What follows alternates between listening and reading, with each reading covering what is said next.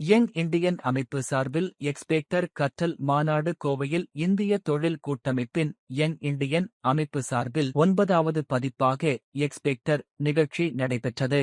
நிகழ்ச்சியில் போர்விமான படை வீரர் மற்றும் இந்திய விண்வெளி ஆராய்ச்சி நிறுவனத்தின் இஸ்ரோ விண்வெளி வீரர் பிரசாந்த் பேசியதாவது, விண்வெளித் துறையில் இந்தியா வளர்ச்சி பெற்று வருகிறது. ககன்யான் திட்டத்தில் அடுத்த ஓரிரு ஆண்டுகளில் விண்ணுக்கு மனிதனை அனுப்பும் திட்டத்தை தீவிரமாக மேற்கொண்டு வருகிறது.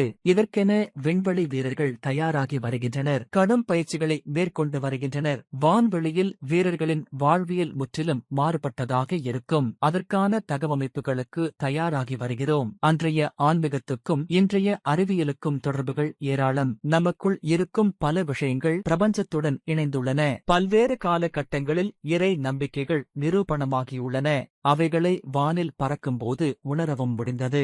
எத்தகைய தொழில்நுட்பங்கள், நுண்ணறிவு தொழில்நுட்பங்கள் வந்தாலும் நீங்கள் நம்பினாலும் நம்பாவிட்டாலும் இயற்கையான இறை நம்பிக்கையை வெல்ல முடியாது. இவ்வாறு அவர் பேசினார். நிகழ்ச்சியில் டைட்டான் குழும முன்னாள் தலைவர் பாஸ்கர் பட், திட்டத்தின் இணை நிறுவனர் விஜய்குமார், ஆட்டோ கார் இண்டியா ஆசிரியர் ஹர்மச்சொரப்ஜி, ஏஐ புரோடகி ராவ் ஜான் அஜு, தலைமை பண்பு பயிற்சியாளர் ஆனந்த நாராயணன் உள்ளிட்டோர் பேசினார். யங் இண்டியன் கோவை கிளை தலைவர் நீல் கிகானி வரவேற்றார். கல்வி பிரிவு தலைவர் வைஷ்ணவி நன்றி தெரிவித்தார்.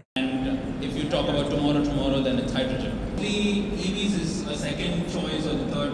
It's very difficult to be a prime being, and it is a second car for many. So I think Windsor ticks a lot of boxes that way. Great space for standardizing certain bits of it, because right now the biggest challenge for recycling is nothing is standard.